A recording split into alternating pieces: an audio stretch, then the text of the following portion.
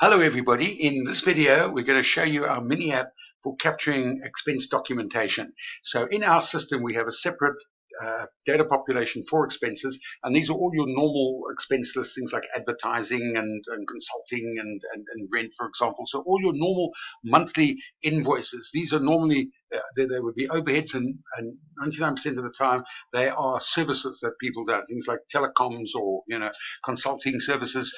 So they don't have tangible goods. Anyway, so we've categorized these as a separate population, and now we're going to run these. Now, on average, a small business might have somewhere in a population of about, say, 400 to 800 for the year. So you're looking at somewhere between 40 a month and 80 a month in terms of capturing the actual documentation. And now we're going to show you how to do this. Now we want to show you the starting point. So what happens, this is now we're going to capture a batch, and we're going to show you how you capture the items in the capture book, and then you run it on the Phoebe side on the output, and this is one-to-one correspondence. And as you when you say submit, it goes to the Phoebe side, but it also goes to the cloud and is available for everybody.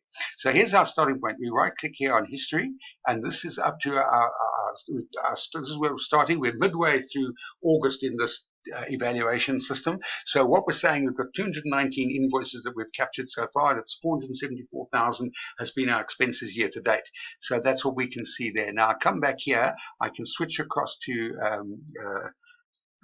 to Phoebe, okay, and now I can click on here, okay, I can go to my expenses here, I go to my expenses, and this is like the final output, okay, having gone through from the capture book to here, and you can see we're in sync, okay, 474 and 219, okay, so that's what we have there. Now I can come back to here. So now I'm ready to do a batch, okay, for this particular period. Okay, I'm saying I've got some extra expenses. I'm gonna do 4 items. Now our objective is to make it as user-friendly as possible. We're gonna make it as simple as we possibly can to capture this information. You can tell us if you think we've achieved that. So what I'm going to do is I'm going to right-click here on monthly list, okay, and this gives me a list. We will set this list up for you at the beginning of each month, okay. So this is a list of items that you have that are likely to have an invoice.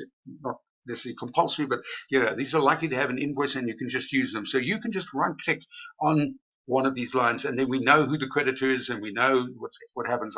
We're going to do an invoice for Bookkeepers Anonymous, okay? Now, just to show you the first one, I'm going to go to this one here. If I right-click under creditors here, right-click over here, and it comes up and it shows me the history year to date. In fact, if you've got prior year, it'll scroll right the way back for the prior year as well that's coming in. We don't have prior year information on this one. So I can just see what is going on with this particular client, okay?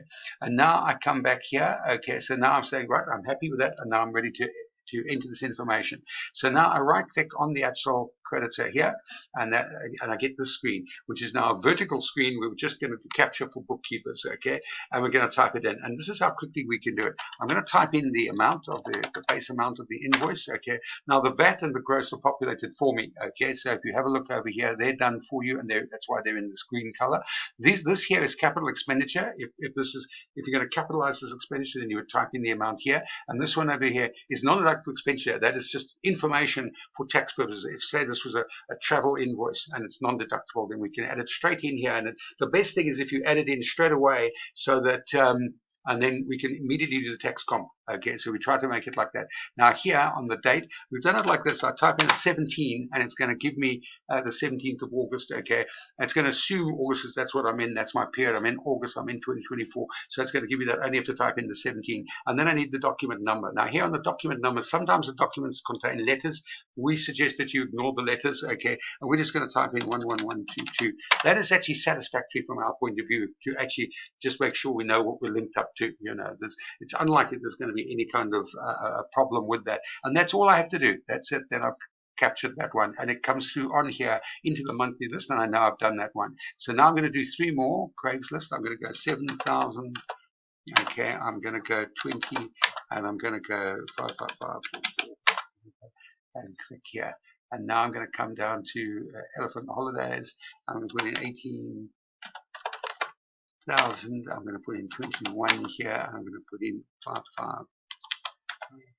Okay, and click back there. Okay, and then Gloria Hamburgers, 20,000. We like our hamburgers. Okay, and 24 here, and 88877.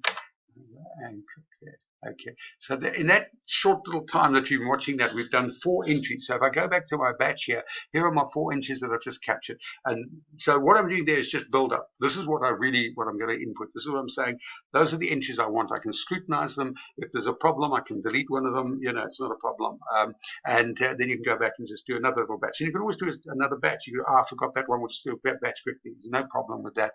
Okay, so now I'm ready to submit. And here, the cell is in this orangey color, okay, and the reason for that is this is a submit. We like to put that one in the submit into an orange color, and then that will tell us that we're going to post this now to the cloud, and we're committing those 4 items. So I'm going to click here, and it's done. I must have a dialog on this. Okay, let's come back here, and now what we're going to do is that's done that. Now if I go back to my history here, okay, you can see that they've come through. It's gone up to 524. The total of that was 50,000, and we can see the 50,000 over here. Here's the 50,000, and that has actually gone through. If I go back to our batch now, the batch is wiped out. We're back to starting a new batch because I've submitted that batch. That batch is done. Let's come back now to over here, okay. This will come through, it goes up. Let's just have a look here, expenses and expenses. And here we go. We've added on the 4 items over here from 219, 223, and we've got 524 over there. So come back here, right? Okay. And now we can come back here, and now I'm going to come back here. I'm going to press F10, and this runs my journals.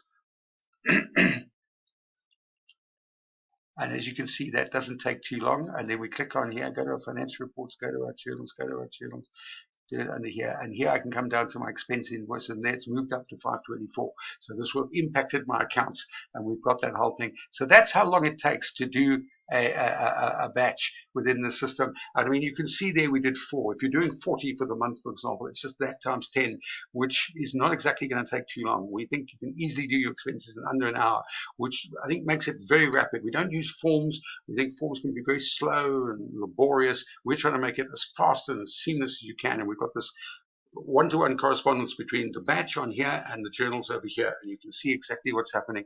So that's how we're actually going to capture it, and this is going to be applicable to all the different items that we have, where they all have this kind of speed, and that's what you want. We were trying to make our differentiator, trying to do it as quickly and as seamlessly and as easy as possible. You can see that you don't need highly qualified staff to do this. You can use someone like a family member who can just go in there and punch in those expenses. Okay, so that's what we want to do. We want to have the appropriate staff working on the appropriate kind of work, and that's all we have to do.